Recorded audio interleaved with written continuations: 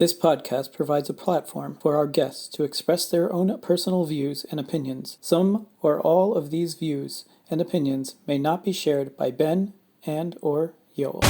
Welcome to the Too Dad to Quit podcast, the podcast where we highlight stories of dads on the other side of divorce to inspire and give strength to dads going through it. I'm Ben. And I'm Yoel. Welcome back to the Too Dad to Quit podcast. You can find us on toodadtoquit.com. on Instagram, Facebook, TikTok, YouTube. Please like, subscribe, share, and rate the podcast on the platforms that you're listening so that we can get the word out. We are always looking for people to come on the podcast. We're looking for guests. We're looking to share your story. Everyone has a story to tell, and your story can help others. This week, we have Aaron Jeter, not Derek Jeter. He has actually written a children's book, which is how we found him, called Weekends and Summers with Dad. And he's a history teacher. He's got an interesting situation with his children with custody, and it inspired him to write a story and build a legacy and teach his children a little bit about him, as well as what his passions are and how important they are to him. And he was very self-aware and a thinker. He was very well thought out. It was a great conversation, and he had a lot of insight in there. And it was great to get him on. And we're so happy that he was so receptive to set this up so quickly. He even got up at 5 a.m. to be on with us. Yeah, he was really a likable person, great guy, fun to talk to, and a very deep thinker, well thought out, very articulate, and he's used a lot of these virtues that he has to put that into writing a book for children. And he talked about how cool his kids found it, and they're very proud of him, and that's obviously a nice benefit as well. But it was also therapeutic for him to write the book in the wake of his divorce. And he was really a wonderful person, and it was really kind of him to get up at the ungodly hour, I think you said, of 5 a.m. and to join us on the podcast. And our audience is really going to love it. So today we have Aaron Jeter. Aaron lives in Cleveland, Ohio, and has been divorced for 5 years. He is a dad to 2 children, a 10-year-old daughter, and a 6-year-old son. He has been teaching high school history since graduating college in 2001. He is also an avid runner, completing 11 full marathons, has recently taken on Brazilian Jiu Jitsu, and participated in 8 white belt tournaments. He is also the author of Weekends and Summers with Dad, which brings you here today. So, Aaron, welcome. We're really excited to have you here. We also have taken on writing and authoring since our divorces. So it's nice to see someone else that, taking his inspiration and agony or whatever you want to call it and put into something productive. Right. So, let's dive right into the book, and we'll go backwards after that. I know you said that, you've got had some nice inspiration for writing from your grandmother, I think you said. I think with my mom and my grandmother, I guess they both were really big into reading and singing to us as children, my little brother and I. And I think my mom was a director of early childhood throughout the county for children with disabilities. And she was a big proponent of trying to read and acclimate kids with disabilities with school-age children, with the whole concept of neuroplasticity and the importance of just bringing those kids up to speed as best as possible in quote unquote normal environments. And so, and through that, I think she was a pioneer in the 1980s, where a lot of other directors throughout the country were focusing on more skills, where she wanted to kind of focus on the bonds between parents and their children. And she felt like if that was established, then, the sky would be the limit. Wow. And a lot of that happened through reading. She was a big proponent of that. And I know she did that with me. And you just never know how those lessons will kind of recreate themselves when you have your own children. Yeah, absolutely. So I guess that makes you an avid reader to your kids as well. Yeah, I think, when she was alive and we were she was, I think she was really big involved in like helping out, watching our children when we were married, and my ex was in law school and I was busy trying to do, work a couple jobs and stuff like that. So, and so she read a lot, and then just watching her, and just kind of remembering what, the lesson she taught me. I think I definitely read a lot of children's books to them early on. You have like a favorite children's book you remember from when you were a kid? Uh, I definitely think it was The Little Engine That Could. I think my mom read that. Yeah. That I to me. actually, my mother also, single mom, and Okay. that book was definitely something that pushed me through life. And I realized in the last like few months, now that I'm having like struggles with one of my kids about giving up, that I realized I didn't really read that book to them. No. And it hit me. It hit me within the last couple months that like I'm thinking of like things that I could have done differently that would kind of instill that into them. So one of them is that book. I never really read it. I actually quoted it to them, Mm. to my daughter, and also um, sports. Like I grew up playing every single sport. Every season I was in a sport, Hmm. and I didn't really push my kids towards that. Okay. And I think those are the skills that you learn there. It's overcoming defeat, but working with a team and trying again, and that you learn from your mistakes to keep going. There's no like, oh man, they scored 3 runs, I'm out. Bye, see you later. Right. That's Right. not a thing. Yes, so that book, I agree 100% is an amazing book. For Yeah. all our Also, listeners, The Little Engine That Could. Um, I don't know how young everybody is. So basically, it's a story of a train that needs to go up a big hill to run its route, and it the whole way up it's going, I think I can, I think I can, I think I can, I think I can, and when it's about to give up, it thinks it can more, and it just perseveres all the way to the top of the mountain. yeah. It's simple logic, simple thing, but it's super powerful. Yeah. Were you much of a student growing up, Derek? Aaron. There, everybody does it. Sorry. That's my subconscious talking. Yeah, right, everybody. I get that a lot. I get that a lot. Are you related? I say, yeah, Yeah, kind of. I didn't ask it, but I still made the bumble anyways. All right. But Aaron, were you like very studious growing up, type of thing, like scholastic or? I think I was. I think probably up until middle school, I was straight A's or close to A's and B's, and then I don't know if you guys know with your own children, middle school, sometimes you get the circles around you to peer pressure to maybe dumb down or not maybe reach your full potential. So I think one of the biggest decisions that my parents made was to move school districts from maybe a changing school district to maybe a better one. So, and that helped me kind of give me perspective to kind of see what was important, maybe not the materialism or the clothes and stuff like that. Mm.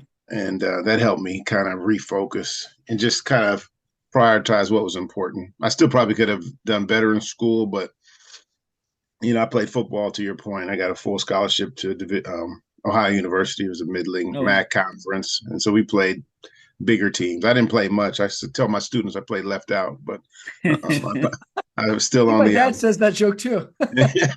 The smart kids pick up on that faster, uh, but I paid for school and paid. They gave me 5 years, and I'm That's proud to awesome. say I paid my way through school, through sports. And Playing, I didn't have yeah. aspirations. I mean, I think the coaches did everything to try to get me to quit, but I showed up to morning up practices just like this, and they're like, "Yeah, they're the first here."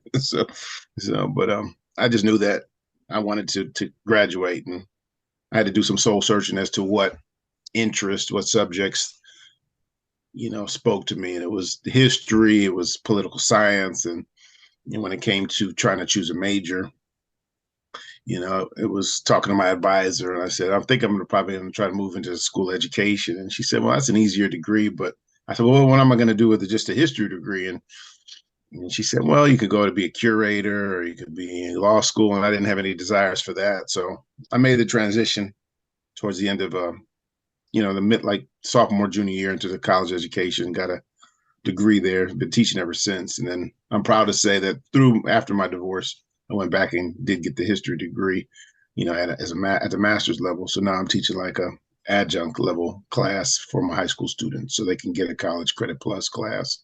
So giving them the opportunity and their parents to save money. So a lot of these things, the opportunities presented themselves in divorce. And I listened to some of your other podcasts. It's about, you don't necessarily find happiness through divorce, but you really have to find that through yourself and through different achievements and hobbies and stuff like that.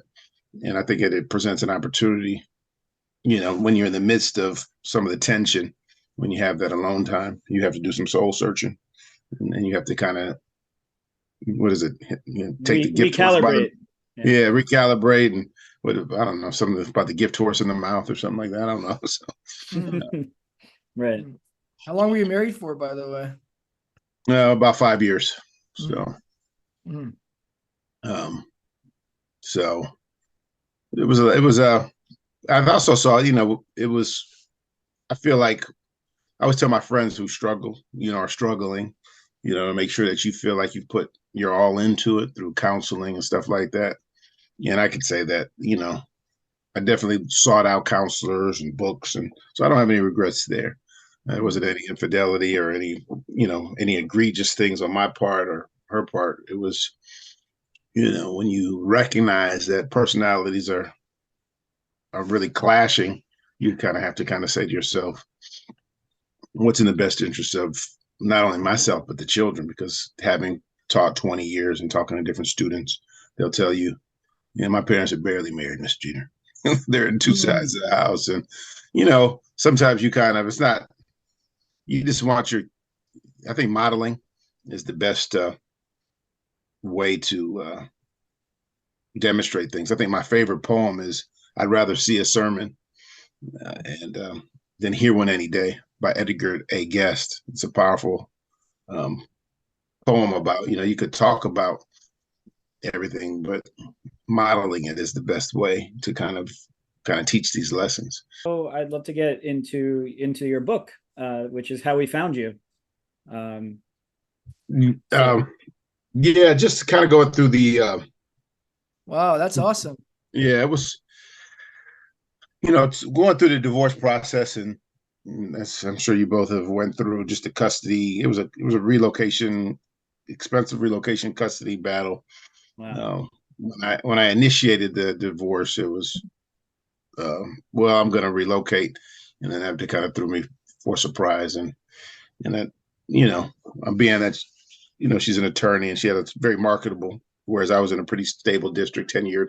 I didn't have any latitude to move or nor that desire. And so that became a thing. And as I slowly found out, and I saw some of the other podcasts as well, that the court system can work itself out strangely. And I realized that it wasn't necessarily maybe going my direction. So we just kind of settled on not Houston and not other far off places, but she found a job in Columbus. So then we had to kind of reach, that's about 2 hours away. So it kind of got to every other weekend and all summers. And as I kind of struggle with the loss, it's hard to explain that to people who haven't been there. Not having the kids in the house every day, you realize it's almost like a loss a little bit. But just like anything, I think, people who are resilient, your mind adjusts and adapts and you get used to it. But then speaking to other fathers and maybe who have went through similar things, not even in the relocation situation, but sometimes even in the same city, it goes that direction as well every other weekend. And they don't get the summer. So I kind of looked at that as a blessing in disguise because of my schedule. And your schedule, yeah. Yeah. So maybe Sorry in if I many missed this. How old are your kids again? How old are your 10 and 6. 10, When 6? the divorce started, they were like 5 and 1 or 4. Mm. So, and that was a tough decision, at that time. But I did a lot of reading and saw people who have talked about they didn't have any really recollection of their parents other than what they knew, depending on the age, as you know, just Yeah. through memory and synapses that are connected. And I said, you know what? What's the probability of this getting better or staying the same? And just seeing people maybe who stayed too long. And I think I'm a proponent of trying to be as transparent as possible and not grudge through it. I mean, if I feel like I've tried and everyone's tried, I don't want to have any regret. So at that point, when the court kind of decision or the decisions were coming through, we settled and on Columbus and kind of came up with that custody schedule. But then that's that adjustment period. And at that point, my mom had gotten diagnosed with terminal blood cancer after she had helped. Yeah. So a lot of things have changed. And then my older brother she passed in 2019, and so she helped me a lot with the kids, even in divorce. So that was only a year.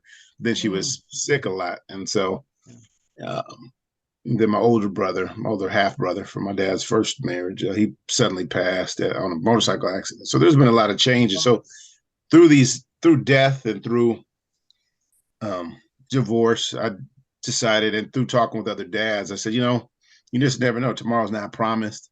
And why not tell my story through this book, talking to other dads? And you never know who it may reach to kind of be a source of inspiration. And just for other like dads that have never been married, but they still want to be involved. You hear those stories as well.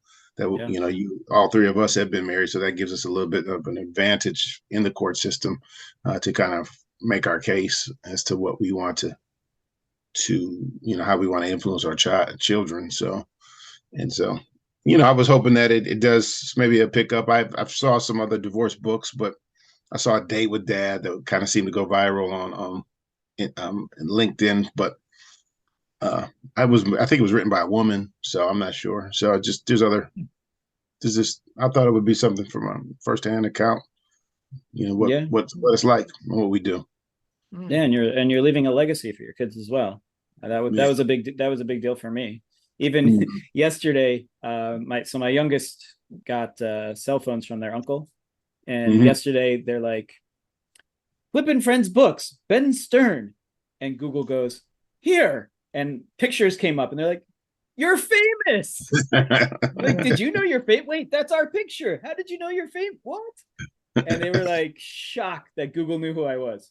So, right. Just not the famous part, but like it's a legacy. Once you have that out there, it's not going anywhere. Which it's your kids, your grandchildren, et cetera, which is very powerful. Yeah. What so are you kids, like? What are your kids? Sorry, what do your kids think of your book, Aaron? Yeah, I don't know if you guys got a chance to see, but I had a video I shot of them on Instagram where they opened it up for the first time and they were surprised. Weekends and summers. You wrote a book? Dad wrote a book. The author Aaron Jeter is called Weekends and Summers with Dad. That's Daddy. That's me. Kind of see their faces in the book and they were just overjoyed with it. I think they were surprised more than anything else, but I think of seeing my son's reaction being 5. He's like, "What?" That's me. And so, he's brought up the book a couple times in his bag from Columbus, and he asked me to read it. So, and I know they both brought it to school, and I think they're proud, that I did that. And so it's a good feeling, like you said. It's a legacy. It kept, it was, you just never know once it's out there, it's out there. And I think one of the quotes of my buddy who I went to high school with, he was on this Navy SEAL team, one of those famous teams, and he said the only thing that the difference between a person now and 20 years from now are the things that they read and the people that they meet. And you just never know what it is that you might read or people you meet that inspire you to kind of have an aha moment or maybe change the direction or course of your life. Hmm. Yeah, I say this all the time. Part of the reason we're doing the podcast is to just get the word out. We don't know who's going to see it. We have like our dream list of guests, but we have no idea if any of them are ever going to see it. But you never know. But if we just keep this idea in our head, they'll never know about it. So, Right. we're marching along and having, meeting wonderful people like yourself. Also, I've had two of my kids do book reports on my book, which is really Oh, cool. wow. Yeah. And then I also like to gift their teachers the book. Oh, wow. So they That's get it cool. there, they read it to the class, and then I don't know if you've done it yet, but I've also done speaking. When I did it during COVID, so I did it via Zoom, but I've spoken to multiple classes around the world. What's Just what's about the name of your book, by the way? Yeah. Do you have any patience? Is a children's book too? Yeah. Okay. Yeah. Okay. Yeah. Do you have any patience? I have to check it out. Yeah. My And it's friend about actually, is it about divorce or is it about? not about divorce. Just Hmm. it's kind of like like the Berenstein Bears. They just taught a lesson every book. So Okay. there's more books coming. That's the concept. Did you start that before divorce, Ben, or that was something post divorce? Post? Post. Cool. Yeah. So I've got a big vision, but it's definitely cool speaking and having those. I'm sure I, all the men's groups out there, the fathers groups, would love to have you speak to the fathers or and libraries and things like I think that. that's another thing I wanted, not to cut you off. I'm sorry, but Okay. that's another thing I sometimes notice in marriage, even with my guy friends that are married, that when the kids are coming to play, it seems like they just kind of let the wife take the lead on various activities because either they feel like it's the easier path of least resistance, or they just, I don't know, they kind of fallen into that kind of whatever. And I think that sometimes through divorce, and you guys could probably speak to this, is that if you don't have anyone else, you're taking on more responsibility, so to speak, and you're kind of more creative into how you want to spend your days with your children. Whereas if it was you had a significant other and you let them take the lead, you may or may not want to have to participate in that. And that might not have been your vision for the weekend or the activity, but in order to keep the peace, you just kind of go with it. So I think that in a way, there's a little bit more autonomy to kind of trying to influence your children with the time that you have. Whether it might not be as much, but if you can have those conversations and lessons with them, that it kind of forced me into. I'll share this with you. This might be something that you might want to. When I think about talking points with family, I don't know if you guys are familiar with this. They have like No, what's that? It's called talking points, like these little Oh. cards. So you have like a card.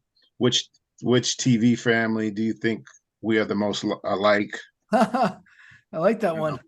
And then there's another one that, what do you worry about the most? So Nice. these are just different things that, I found. How can I have more meaningful conversations? They have one for, that's for family. And then they have another one. They're like $29.99 each, but it really leads to, there's one for kids. Nice. And this one is, what job sounds really boring to you? Or there's questions like, when, if ever, is lying okay? Why do you feel that way? Stuff like that. I So love that. That's really great. awesome. Yeah. it really allows for deeper conversations and instead of just the mundane, how was your day? And you force your kids into, even when they're even teenagers, I deal with those kids every day. They want, I don't want to do this. Well, you got to put your phone away. You got to do it now. So, and then if you want your phone back, then we'll get through about 6 of these cars and you can get back and Snapchatting each other. So, No, Are that's you, great. Aaron, do you find that you're more that type of personality yourself, like in terms of having deeper conversation? Like, for instance, going to a party, I've always felt, at least, the way I look at myself, which I'm questioning every day, if the way I see myself is the way others perceive me. And oftentimes it's not the case. I'm learning, but the way I see myself, I'll go to the party, but I'm the type of guy that I'll find that one person and sit down with them and get into like a deep discussion for a couple of hours generally. Do you find like you're that type too? Like you appreciate, deeper, significant conversation versus sort of like idle chit chat? I mean, I could do both, but I'm saying, do you find like you're like that? You're more of a deeper type of guy? Because that's how you strike from the 10 minutes I've met you. Yeah, I think our marriage counselor said that too. He said, just looking at your personality profile, and there's something that there's a deeper depth to you that might not always come out with maybe your hard kind of edge, manly, kind of what some people say toxic masculinity, which I think is some BS. But yeah, I definitely could meet people at a party. And I think my mom was like that a lot too. She and I would often laugh at how we would go to sometimes social gatherings together and ask various people questions, and they would never ask us one question. And so she said, there's an art to a follow-up, and trying to get deeper. But I find a lot of people aren't naturally curious about what other people do.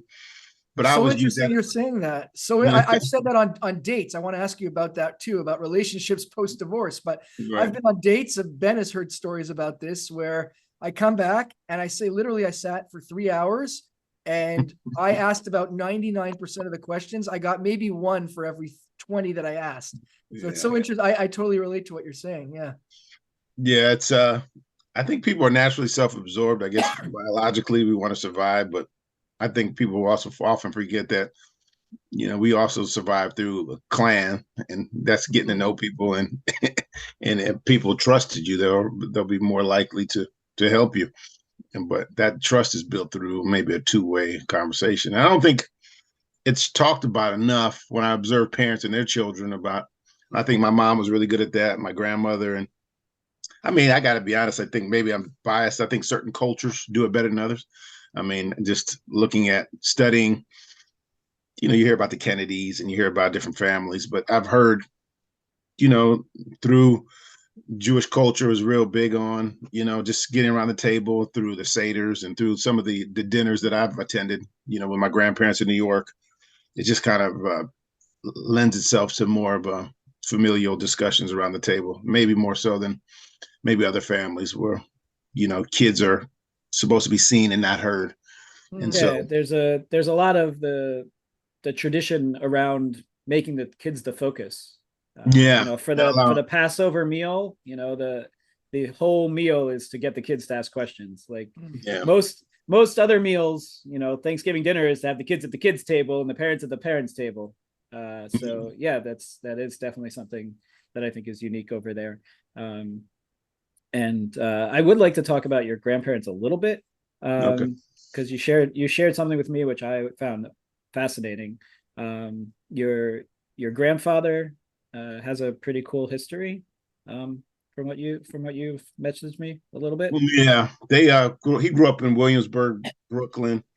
Yeah, and he knew he was going to get drafted into World War II, so I guess he just enlisted into the army, and he was one of the few Jewish soldiers in his battalion. And he didn't talk about it much, but maybe me being who I was even as a kid, I would always kind of try to draw it out of him.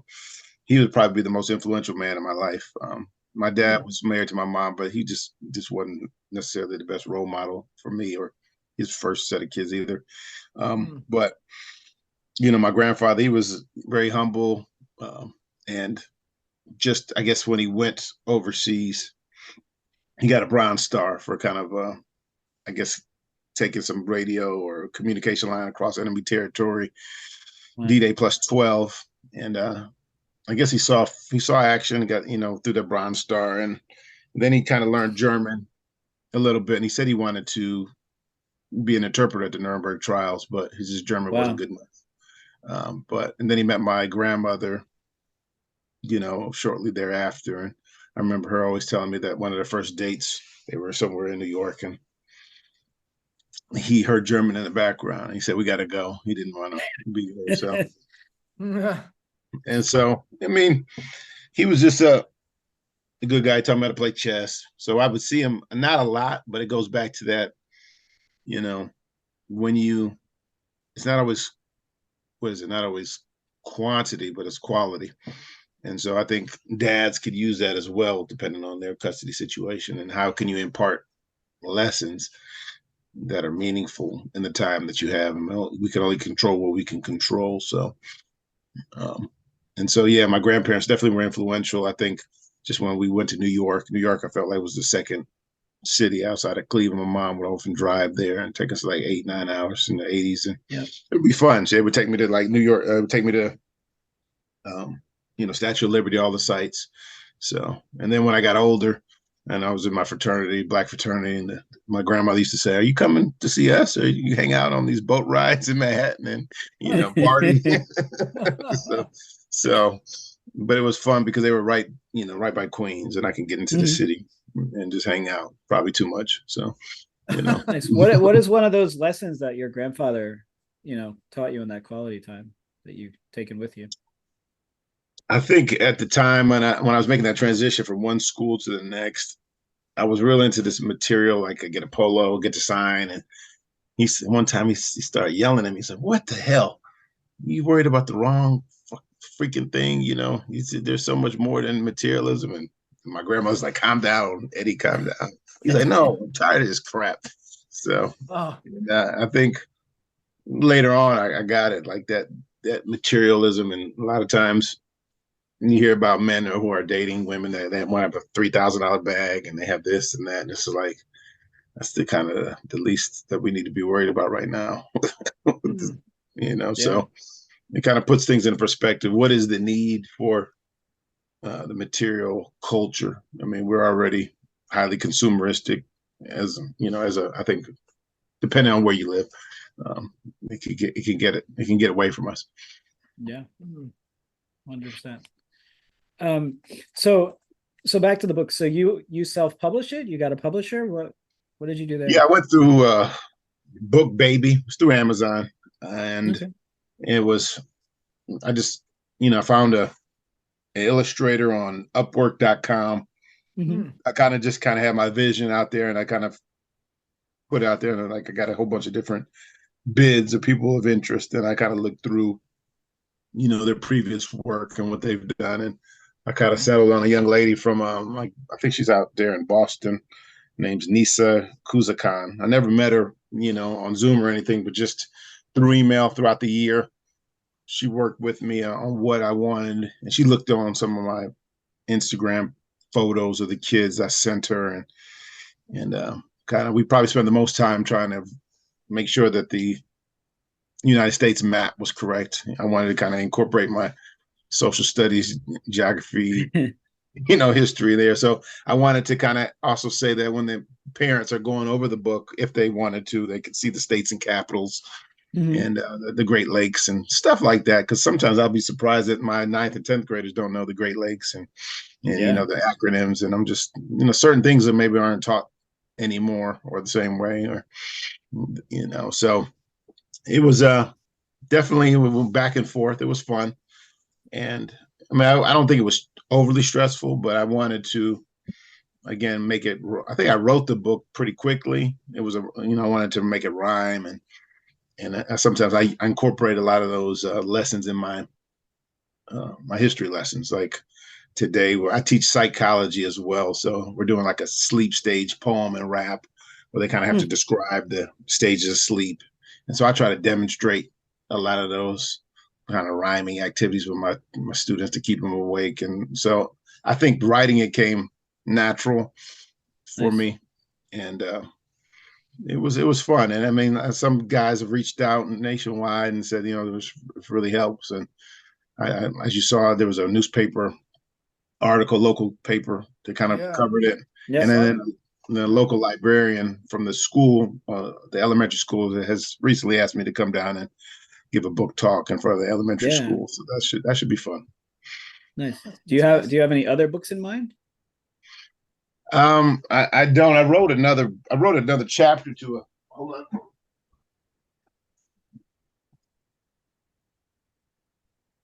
There was another book that I wrote it like a co-authored. It was a Let Us Make a Man, a Black Man's Guide to Creating a Life of Significance, Impact, and Power. And it was wow. And mine was it was short. It was how to foster righteous relationships. And I kind of used that passage My dear brothers and sisters, take note of this. Everyone should be quick to listen, slow to speak, and slow to become angry, because human anger does not produce righteousness that God desires. And I kind of gave a shout out to my mom. And there's one where I said, I juxtapose, my mom told me mealtime is an ancient family ritual, never to be subverted by distractions, because people best connect when they eat together. That always resonated with me. And with that, I want to leave you with the acronym EAT as reference to help guide you along your journey in cultivating your own righteous relationships. E for engage, A for ask questions, and T for trust. Trust is built over time. So it was just a short, yeah. So, I mean, I'm a big proponent. Yeah. So I wrote that. I think that I had to pay to be part of that kind of thing. But I think the authors of that said, similar to what you said, Ben, that it's a legacy. It's always out there. So after writing that, and then after this divorce, well, that happened during divorce too. But then I said, I wanted something for my children. So I think writing is, it's therapeutic, it's cathartic, in a way. I don't know if I have any plans for anything else. So I think I still want to see how this sells. And, some people have asked, you want to make it into a cartoon? And I'm like, Wow. But that all, I'm not sure. I struggle with that. So, yeah. Well, you've got other stuff. I mean, are you still doing Ben mentioned at the intro about all the medals you've received for running. Are you still doing that? Are you still running and taking part in marathons? Not as many marathons anymore, but the Jiu Jitsu, I think, is more like a thing that I'm into now. To be honest, I did that because of my son specifically. I think that him being around his sister, his mom, his grandma, she's from Nigeria, so culturally, they live there in the house in Columbus with them. So there's a lot of I want to say feminine energy in the house, and so I noticed that at times, when I would observe him on playgrounds and stuff like that, he didn't necessarily want to. And talking with his older sister, who's a little bit more independent, and she shares a lot about what's going on down there, more so than maybe I get from other parties, that he's a little bit too dependent on her on the playground, and sometimes kids will snatch his toys and this.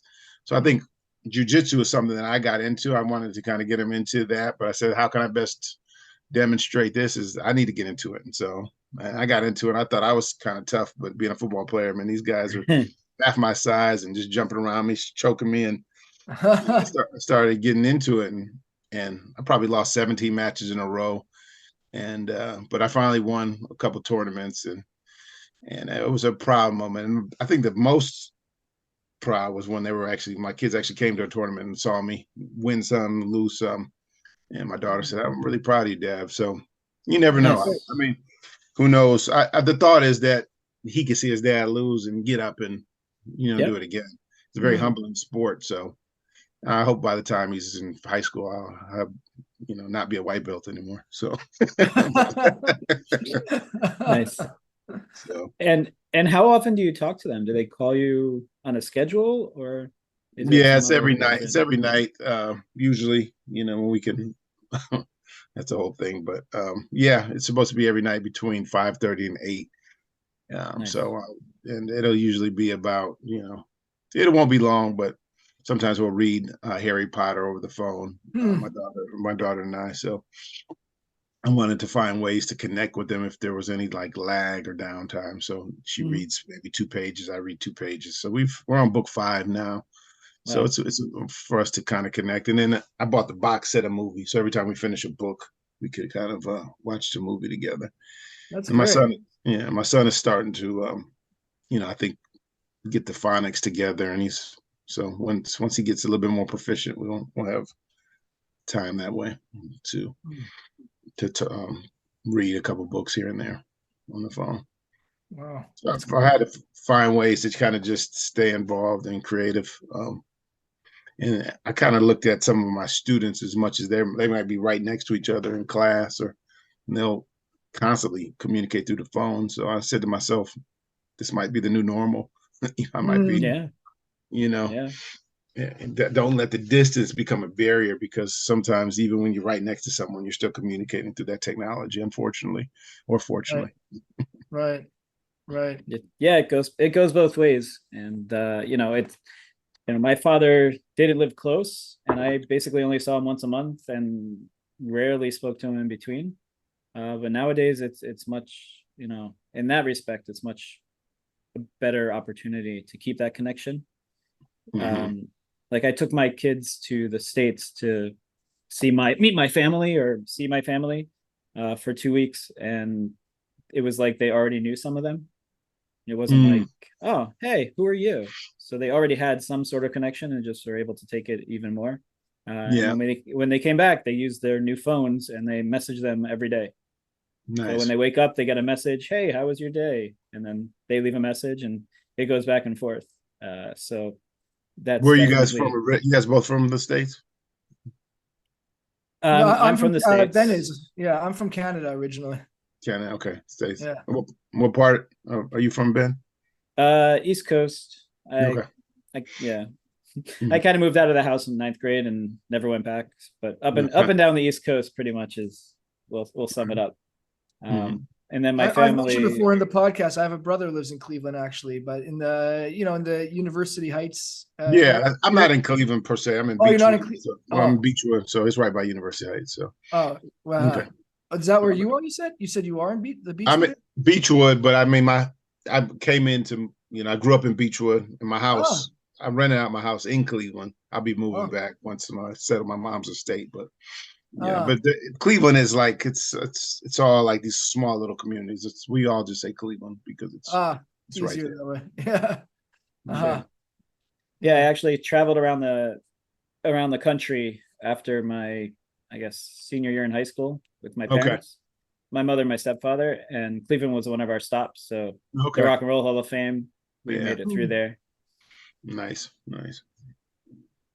right. Um, so so are you still running just for Yeah. exercise? Yeah, I run like maybe 3, 4 times a week, maybe like 3 miles a day. And I got my colleague. He's a pretty avid runner. He's like the cross country coach. So he has signed up for a 5K this Saturday, so I'll join him, and he'll probably win it again, and I'll just come and try it afterwards. And so, but it's fun. I mean, running's fun. That adrenaline and all that stuff. I mean, those hobbies. Actually, running started. I was married before too. I mean, I hate to say this, but I filed I filed divorce twice. I mean, I feel like if it's and I feel like I've worked at both of them. Mm. I think my first ex-wife is funny. She contacted me and like later on, 10 years later, said, "I realized after life, you weren't that bad, and I didn't see Really? your vision." So a lot of What my what friends. what was that like? That's It was interesting. I came back when I was married to my second one. I said I just met my ex-wife. And we were in counseling at the time, and I told my ex-wife as soon as I walked in. I said I just had a meeting with my first ex-wife. She said, "What?" And I said, I'm not. My parents didn't have the best marriage, but I'm not going to go for this. So at that point, through marriage counseling and the first one, it didn't work, and so I told my second wife. I said, I just met. We wanted it the way it ended, and we took that to counseling, and the counselor understood maybe being the empath or Yoel, like he kind of recognized I needed some closure. Mm. He understood why I met with her and not telling my second. And but he said, he's being transparent. And so I got the apology. Maybe I won. I'm still waiting for some from my other family members, but they may or may not, they may or may Yeah. not apologize. But I'm big on, in order for a marriage to work and in order for relationships to work, everyone has to kind of clean up their side of the street and realize maybe what their role in it is, and some certain people are better at that than others. And Mm. I know I didn't have a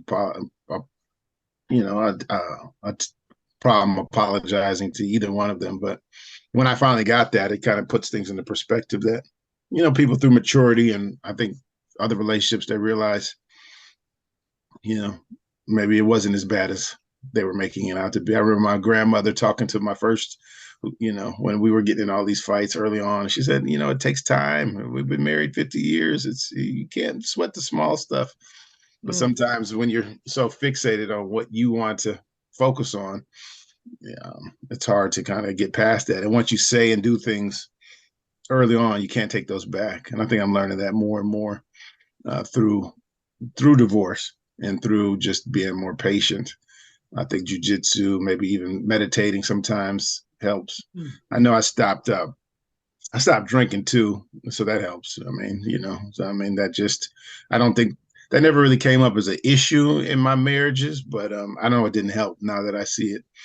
You know, I just, I don't think it was a point where I was just like irresponsible, but sometimes you can get a little bit more flippant at the mouth and you don't think through some of your statements. So I know that didn't help, but I feel better about it now that, I was more like a beer drinker. I call myself a connoisseur and drink this pale ale and this and that. And I try to find reasons to go to happy hour to get appetizers, but it would be, like 3 little things of these heavy percentage of beers. So, and so I said, well, so anyway, it just, Yeah, I actually read something this week that the most important thing in a relationship is vulnerability.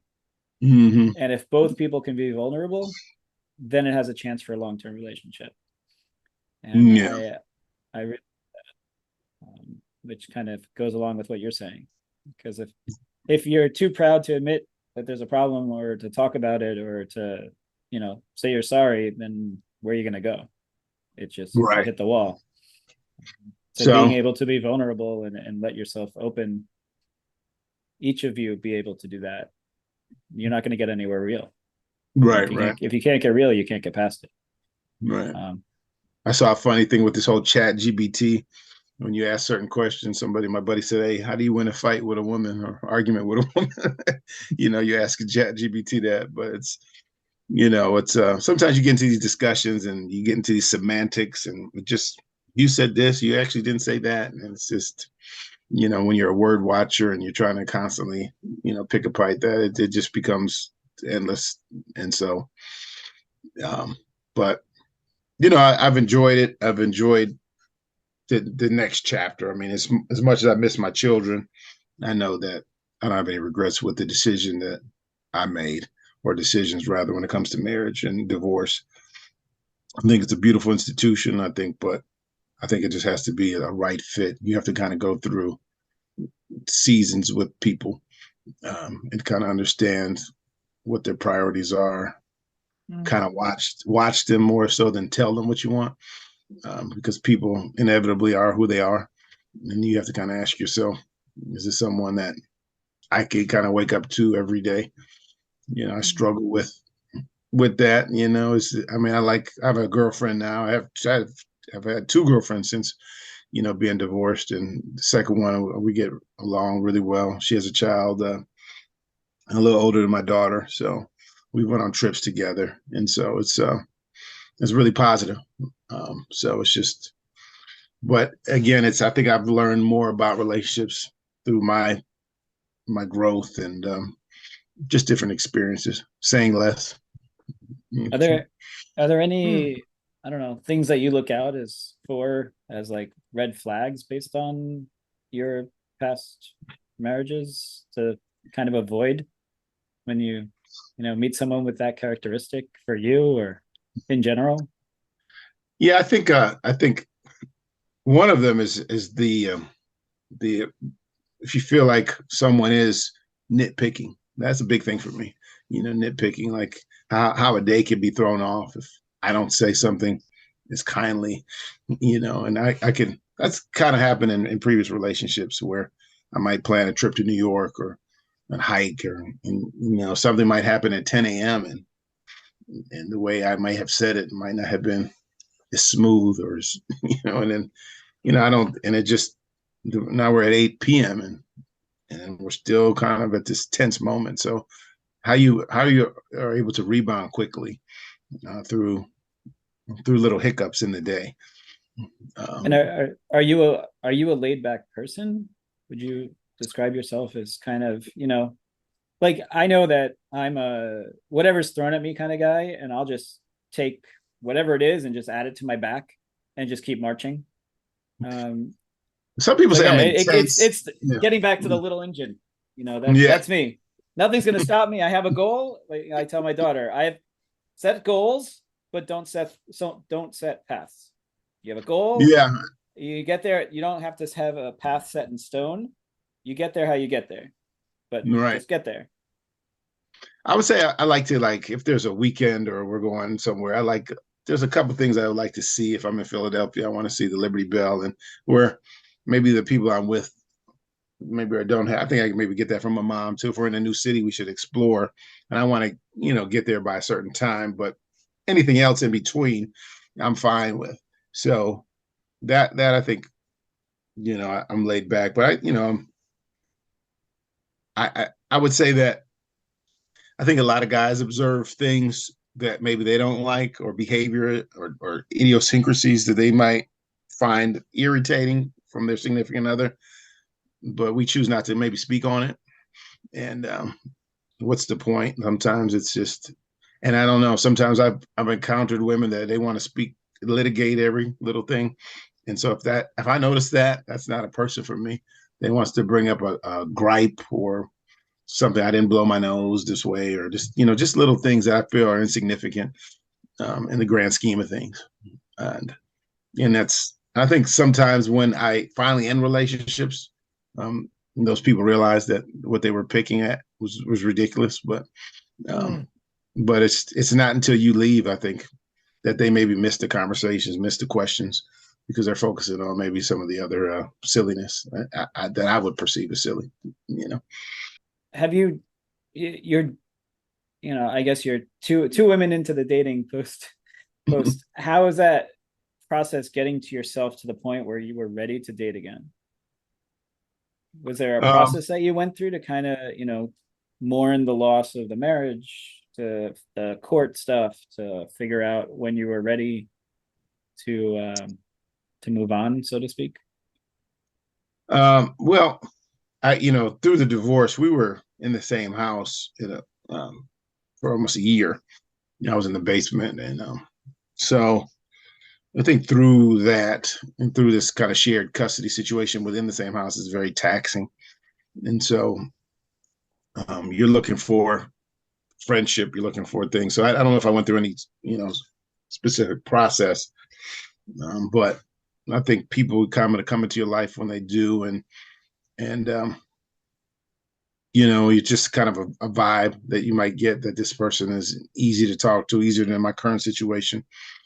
And so, no, I wouldn't say I went through anything specific. I mean, I think the mourning that I went through was maybe early on in the marriage, because, you recognize that this is maybe not a winning situation. And now you're thinking to yourself, what do I want my kids to see, observe, think my ex is a great woman and successful, but personality wise, I always kind of knew, I think she always knew that we weren't necessarily, aligned for one another for the long term.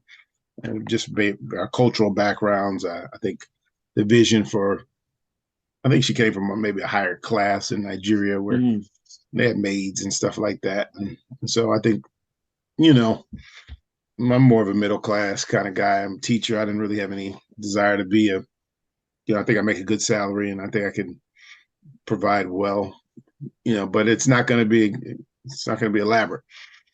Right. But it is what it is. And I didn't have any of these goals to be, anything more than what I'm pretty content with who I am and where I'm making in life. And when I look at my family and look at kind of my upbringing, I'm happy with where I'm at. Just looking at other family members and situations they're in. So I'm confident in that. I know there was one significant conversation we had, and why are you so cocky or this and that? And I kind of laid out my family kind of situation, and you never know, if you don't have a lot of people or success around you, whatever that means. Sometimes you have this perception that you're more than you are, and then maybe perhaps that's where I'm at. Is that because could be because of the role my father had in my siblings' lives, or lack thereof, it impacted all of us in different ways, not always to the net positive. So, Mm. Do you think you needed to learn how to be happy with whatever you had as a child and not expect too much? yeah, I mean, I wasn't like poor or anything like that. I just, but it was more of a, my mom definitely kind of probably spoiled me in as best she could. And but it was more of a, my mom wasn't really into the materialism and all that kind of stuff that I had that little phase in middle school with. She was more about experiences, travels. And, I think whoever I'm with, even my kids, that I might not be able to take them to some of the places their mom has taken them to thus far, which I think they're blessed to have that experience going to Spain and all these other places with her. Wow. That I can take them to Dallas, and we toured Dallas Cowboy Stadium. We drove there. We went to Arkansas, and these places. And my kids will say, "Why don't we ever take a plane?" I just say, "Because we don't. We need to be happy that you're with your dad." A lot of kids' dads are in jail. Shut up, So, and I'll show them like 2020 with dads in jail, and they're happy to see their kids, and they're like, "Yeah, that exists."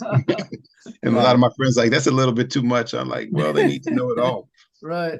There's all types Wow. of different situations there that I think the gratitude is another thing I try to focus on with my kids. And we kind of say prayers at night. We don't do it every night, but we just kind of say we're grateful that we have a house, that we have each other, that you have a dad that, loves you, and that you have, I try to kind of reinforce gratitude, because I think when you're born into means, sometimes you can forget that, that how grateful, how just by being born into the situation you are, there's probably 3-4 billion people that would trade places with your situation right now. And to keep that in perspective is I think important. Yes. Yeah, couldn't agree more.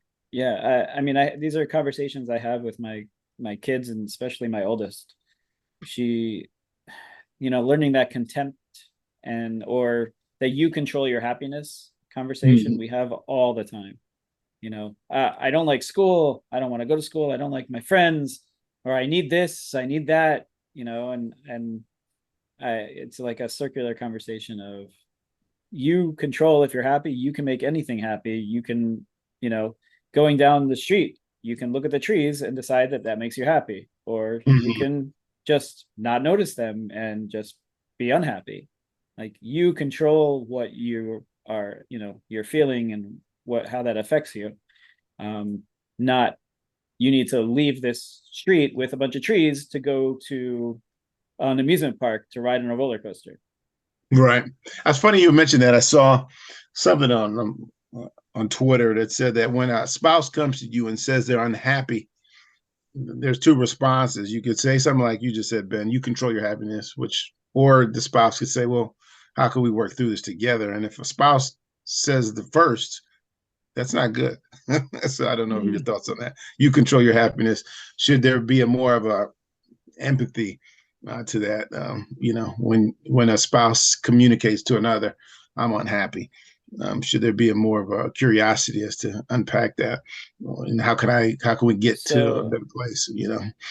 Yeah. So there is a thing that we went through, or that I guess my therapist advised me.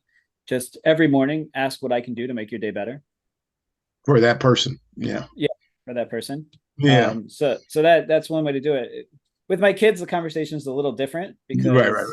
Mm-hmm. I want to have these conversations, and then I want them to kind of reference them in their head when they're older, as they grow. Oh, dad said, I control my happiness. So this kid who's making fun of me, or whatever it is, they don't control me. I control me.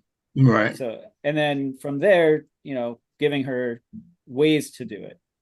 But the premise of it, that knowing that she controls her happiness, is the key.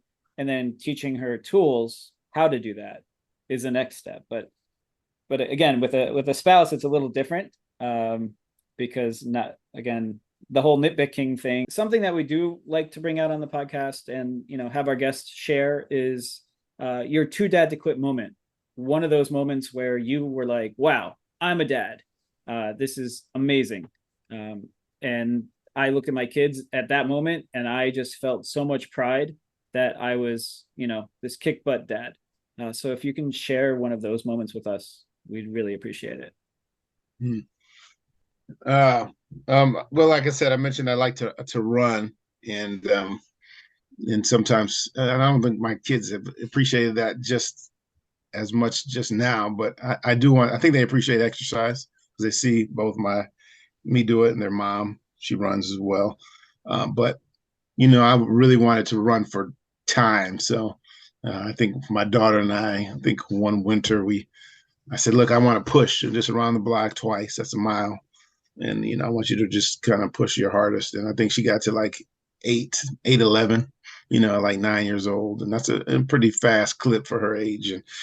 And she was dead tired. And I just kind of looked at her and said, I'm proud of you for, everything that you've done. And then my son, when he was, his first year doing judo or Jiu Jitsu, whatever, he was just in a kid's class. And I can send you guys the video, but he pushed this little kid. It was like they're on this like mat. And he pushed the kid off.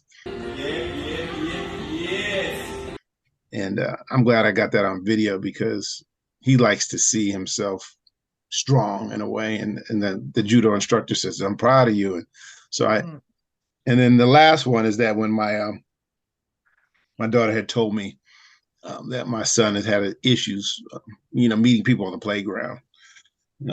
I said to myself, all right, I'm going to have to find a way to solve this. So I took him to a playground in my old neighborhood, a lot of city kids. And I said, go out and meet somebody. He said, no, I'm scared. I said, you better not come back until you go play and meet some friends. I'm telling you right now. He said, Dad, I said, there's about 10 kids out there on that playground. Go meet them. Go say hello. And I kind of sit back and, about a half hour later, he didn't want to go. And then the kids are, he's having fun on the playground with the kids. And I got back in the car. I said, see, you don't need your sister to introduce you to people on the playground. You're your own person. You did a great job today, son. So, so I like to use those as wins. Yeah. And so, Beautiful. The last thing we like to leave our listeners with is some advice that you would give somebody who's thinking about going through divorce, been through divorce, something that got you through it, or some thoughts or advice that, you would leave somebody who came to you today and said, hey, I need some help. Well, as I mentioned earlier, I would say that have you explored all possibilities to try to preserve it? So you just don't want to feel like you didn't try, and I always say there's a couple books that I bought. How to Never Fight Again, I think, is one of them. And I felt good that I was able to purchase 2 books for my ex and I. And we kind of set aside on Mondays to kind of read it together or try.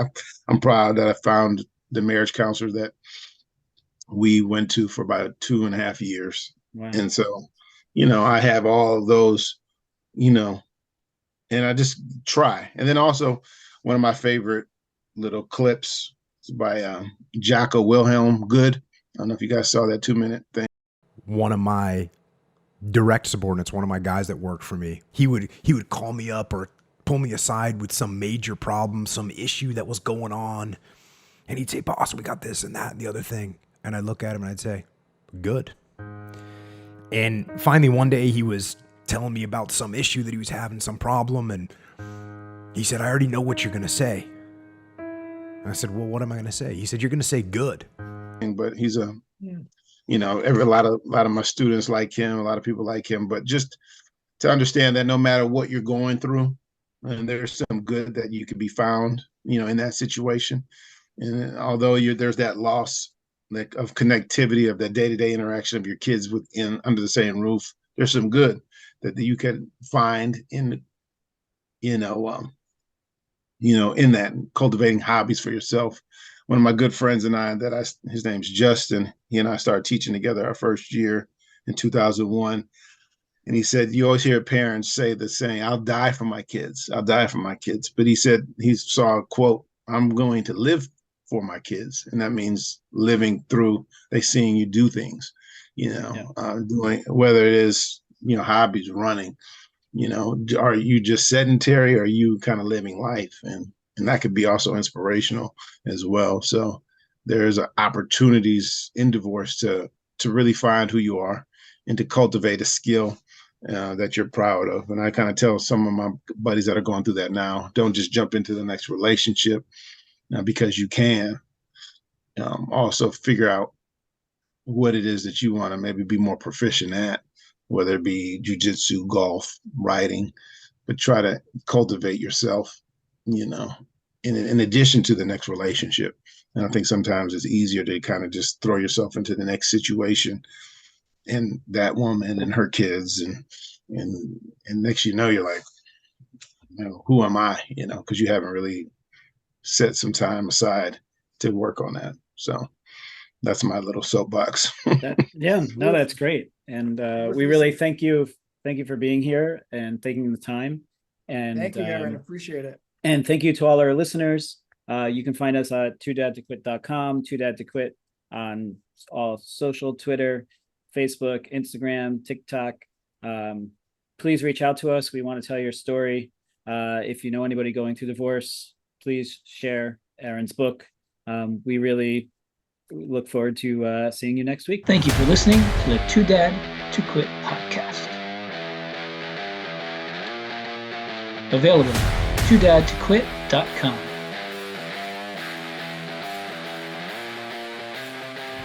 Thanks for listening, and don't forget to subscribe so you don't miss the next episode.